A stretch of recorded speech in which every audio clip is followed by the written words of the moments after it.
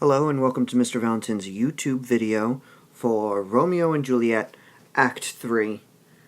Things that'll help you for this handout is a notebook, any of your notes that you have, any of the V notes you have printed, and that should be a good start.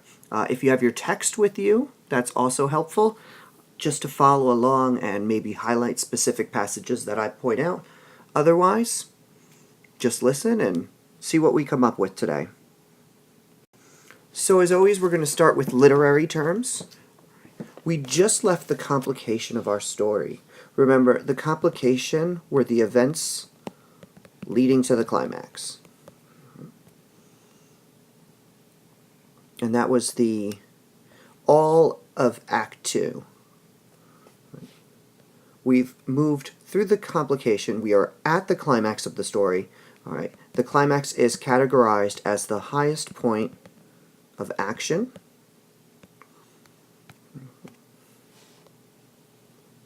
It's where exciting things start to occur.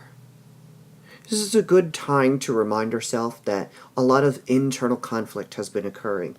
Remember, internal conflict is a problem a character has within himself or herself.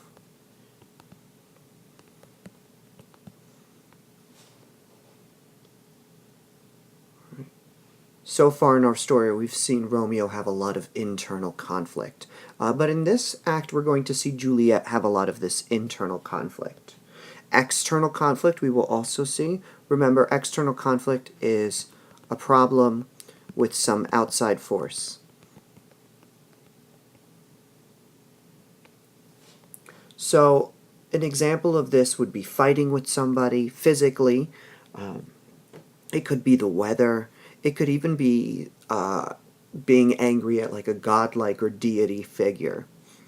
We always, in this story, have lots of allusions. Remember, an allusion is a reference to a literary or historical person, place, or thing.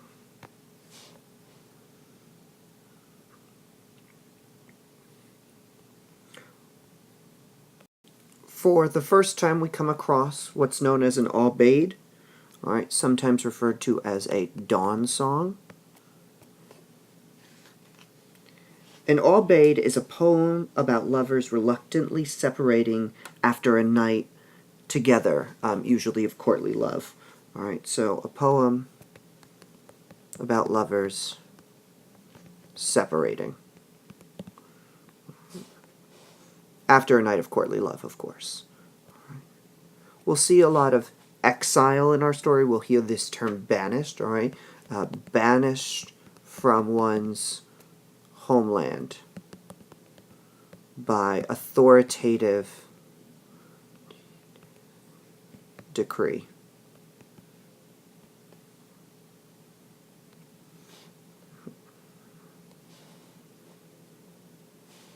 We see plenty of metaphor and metaphorical language, which is a comparison that does not use like or as.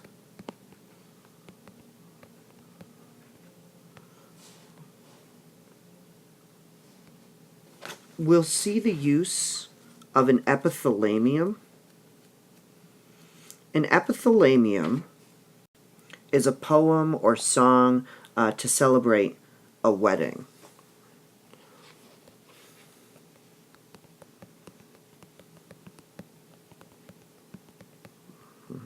And we'll see. And they usually take the forms in plays in the forms of soliloquies. All right, so the epithalamium we'll see this time is both a soliloquy and a monologue, and of course this epithalamium. Personification, giving lifelike qualities to non-living or inanimate objects.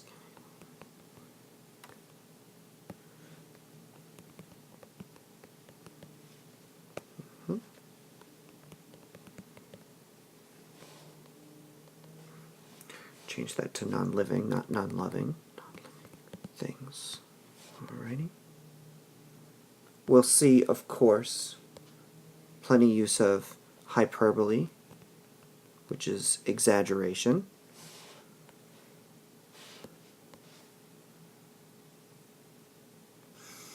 And finally, we'll make use of double entendres, which are a phrase that can be understood in two ways, sometimes more, but usually two. Right now we're looking at a stick figure of a person. In literature, and in Shakespeare, and especially plays, characters are governed by three forms of mentality. So, the first thing that governs people is their mind or their intelligence.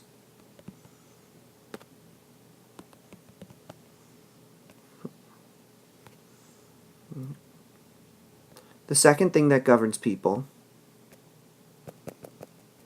are their emotions. And the final thing that governs people is the visceral, or what's known as our gut reactions.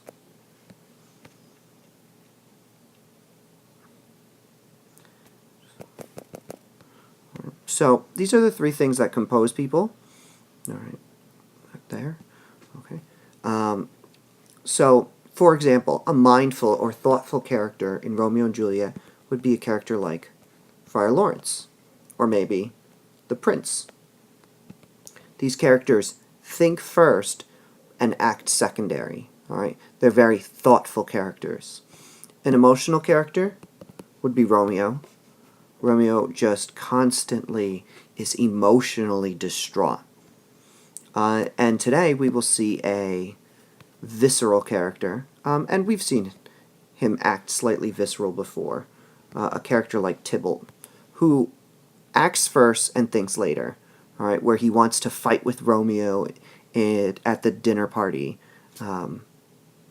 and everyone has to tell him to kind of calm down. So he acts first, but thinks secondary.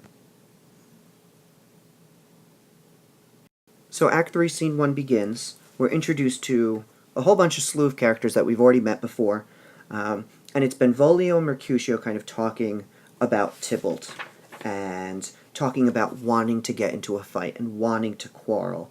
And so as Benvolio and Mercutio are talking about it, we have Tybalt enter and Petruchio. So we see these other characters enter, and they're ready to fight too.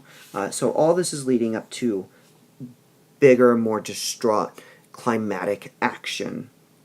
So enters Romeo, and Tybalt immediately starts complaining about Romeo, and Mercutio starts making fun of Tybalt. All right, Mercutio calls Tybalt things like a rat catcher, which references his name.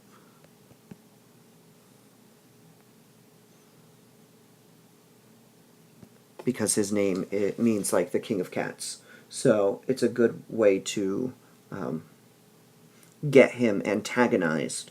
All right, and he talks about using his 8 other lives. Right, and so Mercutio and Tybalt start fighting. Right. So Tybalt originally fights with Mercutio. And it really just seems like a fight.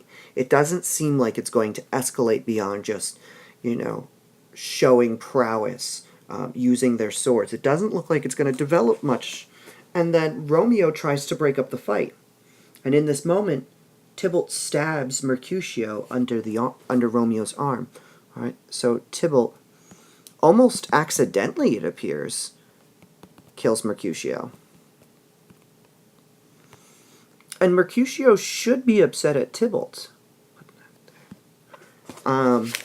But he doesn't necessarily. He blames both of them. He blames both Tybalt and Romeo. All right? So Mercutio is dead. All right? As he's dying, he says, "A plague on both of your houses." All right? So he wants both houses to be destroyed because of this. So he's clearly very distraught.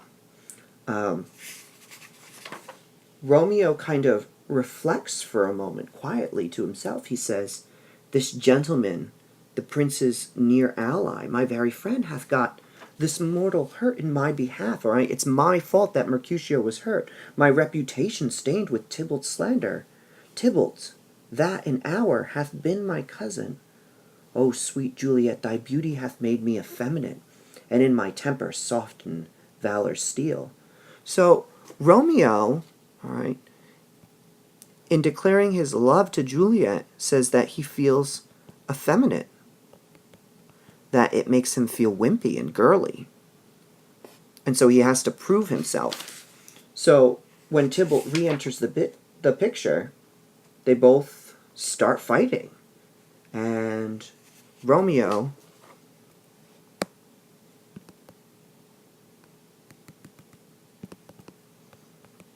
kills Tybalt. And as soon as he does this, he realizes what a mistake it was. All right. He says things, and this is around line 132, line 133. All right. "I am fortune's fool." So we see that allusion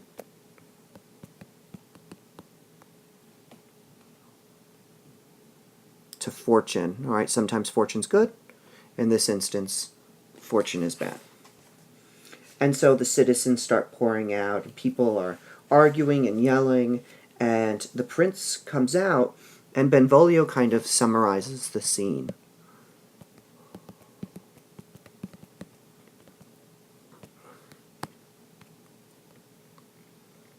All right, he goes on. This is line 149 and following. "Tybalt here is slain, whom Romeo hands did slay." He kind of summarized the whole events of the scene.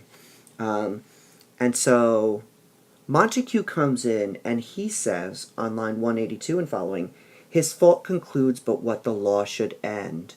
All right, that Romeo finished what the law would have, which would be Tybalt would be put to death. And the prince kind of reflects on that. And under normal circumstances, Romeo would probably be killed. But because Romeo was defending someone, the prince decides instead to exile Romeo.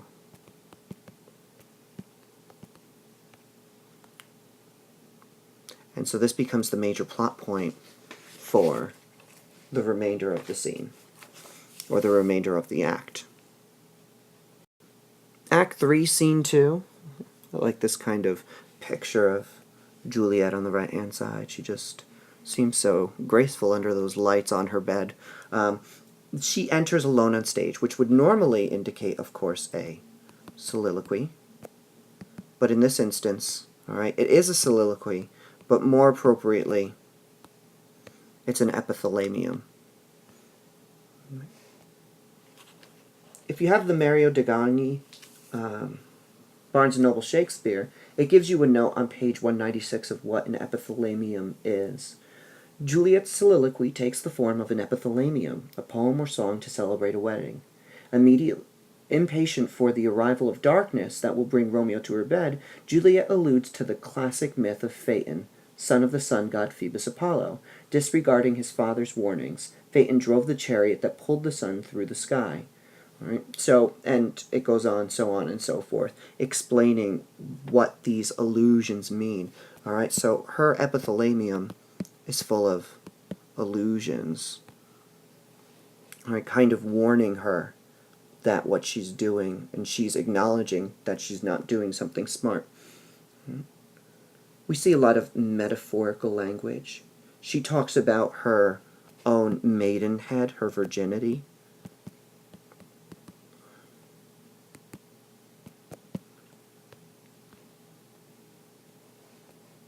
So all of this is in her epithalamium, and as always, there's references to birds. Line 18 and following of Act 3, Scene 2, "For that will lie upon the wings of night, whither than new snow upon a raven's back." It's interesting that she references the raven, because the raven is a bird, all right, that we know is black, is often associated with death, all right, and a bird known to eat, here's a vocabulary word, carrion, dead things.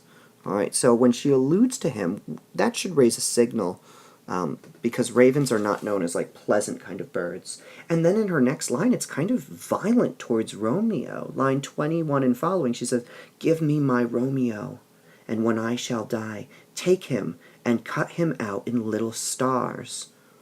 Cut him out in little stars? I mean, how horrific, how terrible. It sounds so violent towards Romeo.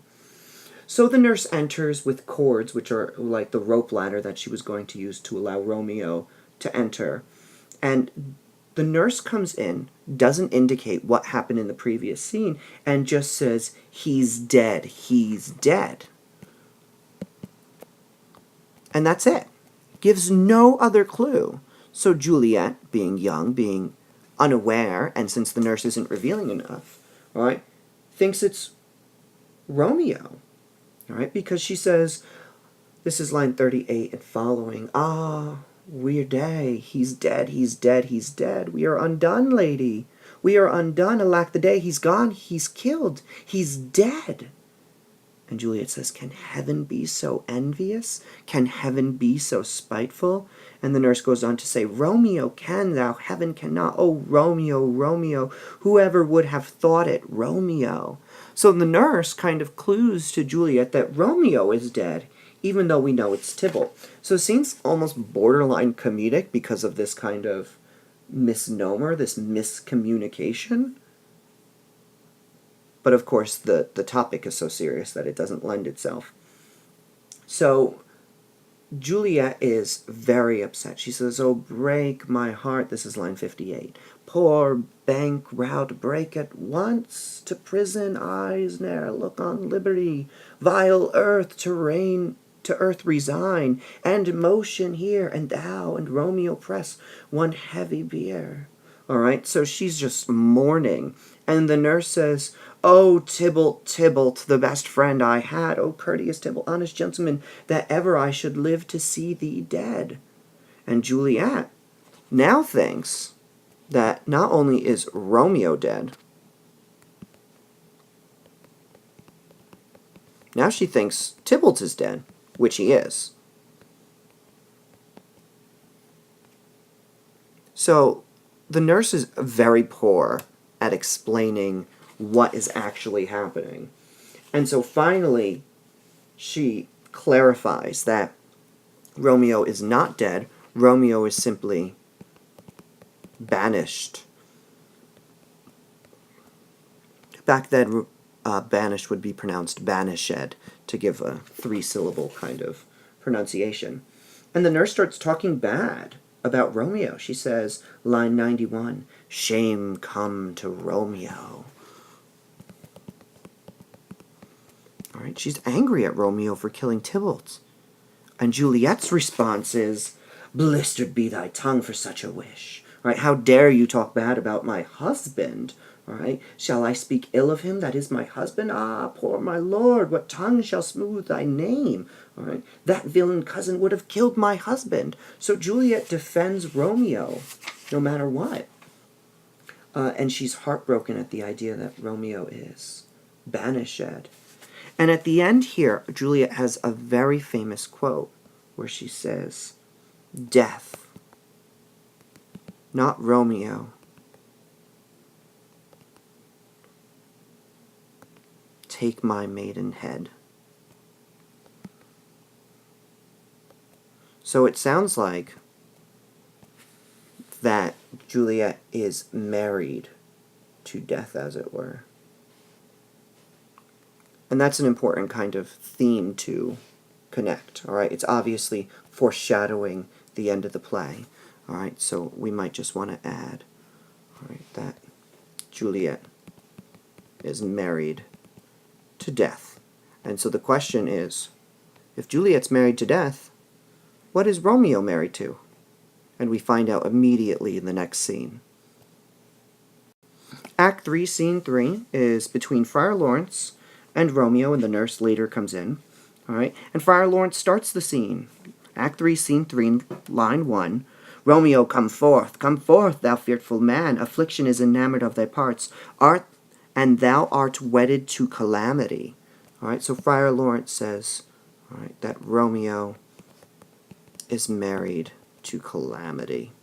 Chaos, all right? Calamity's like chaos and craziness, all right? So we see that. And Romeo says that being banished, all right, is the same as death. That there's no difference, which is, I think, a bit of a hyperbole, because these are two very different things. But Romeo takes things very emotionally, all right? And in that moment, I think we saw Romeo, when he killed Tybalt, act a little visceral. So I think that's important to think about. So Romeo goes on, "'Tis torture and not mercy." All right, everything is awful. The world is awful. All right, "I am banished," and he goes on to say, "I am banished," and then a little bit later he says, "I am banished. What shall I do? I am banished." All right, and so Romeo does the logical thing, and he falls to the ground. And he says, "This is my grave, I am dead," all right? That this is the worst thing to ever happen to me. And at one point, he draws his dagger, which this picture shows, all right? And he tries to kill himself. And so the nurse and Friar Lawrence have to try to protect him, all right? And that's kind of it, all right? It's a lot of conversation. It's a lot of redundancy, all right? The only other important thing is that Friar Lawrence tells Romeo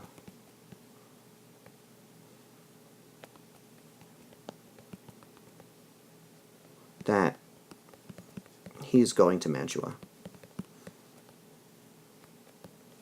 All right. And there, he'll communicate with him from there. All right? And so ends Act 3, Scene 3. Act 3, Scene 4 is a very quick scene. It has Paris and Capulet talking. And basically, the only thing that is of note is that Paris is going to marry Juliet. And so they pick a day, and the day is Thursday.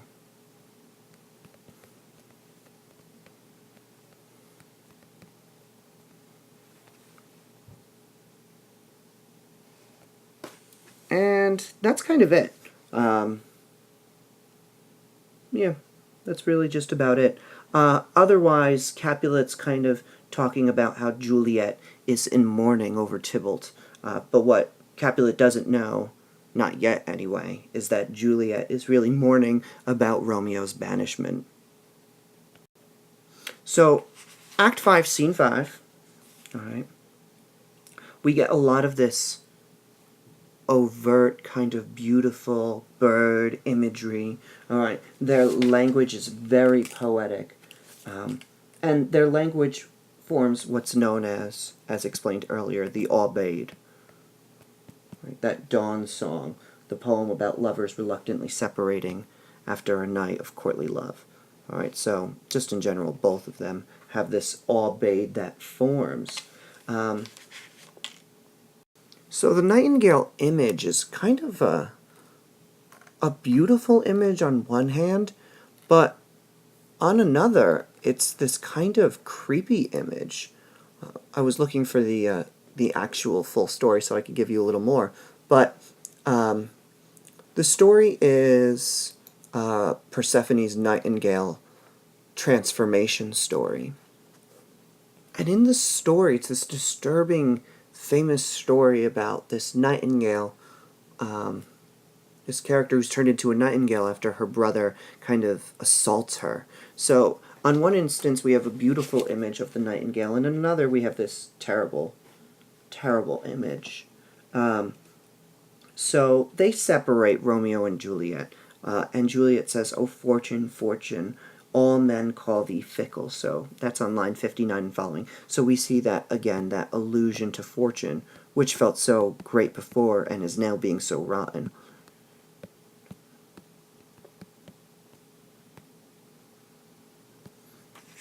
So we see that. So enters Lady Capulet, and Lady Capulet kind of criticizes Juliet for her mourning. This is line 70 and following. She says, "Therefore have done some griefs show much of love, but much of grief shows still some want of wit." All right, that too much wit shows or too much grief shows a lack of wisdom.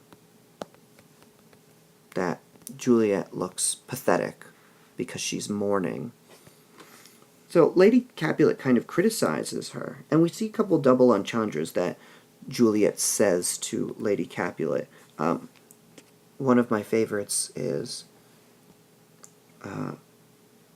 "Villain and he be many miles asunder."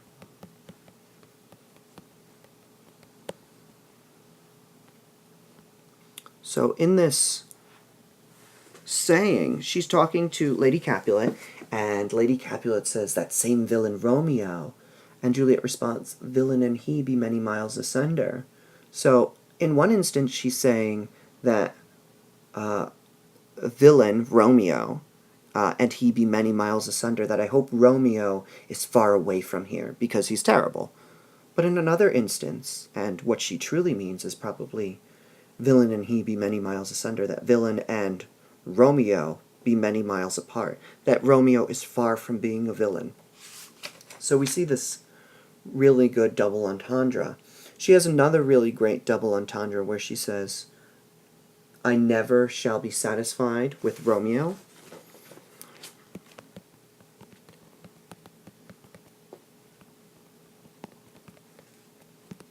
With Romeo, till I behold him. And then she says, "Dead."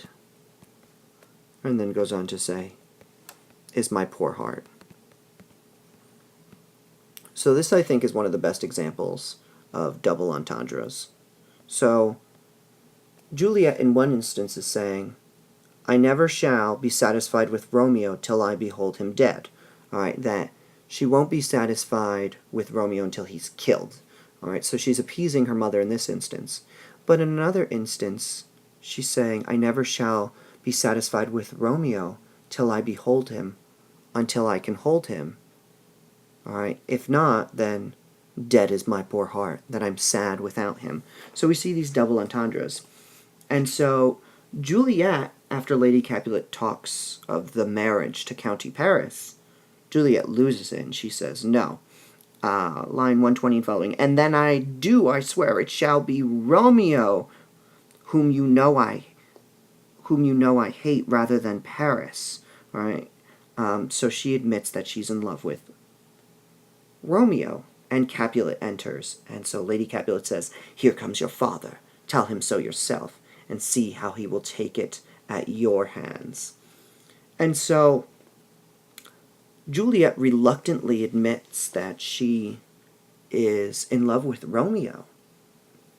And Capulet loses his mind. He says, how, chopped logic, what is this? Proud, and I thank you not, and yet, not proud, mistress minion," he's calling her a brat. "You thank me, no thankings, you're ungrateful. No proud me, no prouds, I'm disgraced by you. All right, out you baggage." All right, baggage would be like worthless woman. All right, "you tallow face." All right, and Juliet kneels down and says, "Good father, I beseech you on my knees, hear me with patience." And in this instance, usually it's portrayed as him slapping her. All right, he starts beating her up, and he says, "My fingers itch," which indicate that he's very angry. We see his language physically get angry, and I think this is a great line of his, where he says, "Day, night, hour, tide, time, work, play." So this is one of his lines. And notice, if we were scanning this the way we do with iambic pentameter, in this instance, every single one would be day, night, hour, tide, time, work, play. So we see this kind of stress in his language. All right, he has this spondaic language which indicates how angry he is. And Juliet rises and says that she would rather die than be without Romeo. And so they leave, the Capulets, and Juliet's alone with the nurse, and the nurse kind of says, maybe Paris isn't a bad matchup. And Juliet says, no, that I love him. And so the nurse leaves, and Juliet has a soliloquy which closes out the act, and she says, ancient damnation, O most wicked fiend, it is more sin to wish me thus forsworn, or to dispraise my lord with that same tongue which she hath praised him with above compare so many thousand times. Go, counselor, thou and my bosom henceforth shall be twain, that you shall from here on be kept away from my innermost thoughts. So we see her with internal conflict. And she goes on to say, I'll to the friar to know his remedy. If all else fail, myself have power to die. That I'm going to go to friar and tell him about what's happened. And if not, I have the power to die. That I have the power to kill myself. And so that closes out the scene. And the act. So that's the end of the climax. From here we move on to the denouement. All right. Which are the events leading to the resolution. So we're almost done. And remember, download the V-Notes, listen to the YouTubes, rewatch them.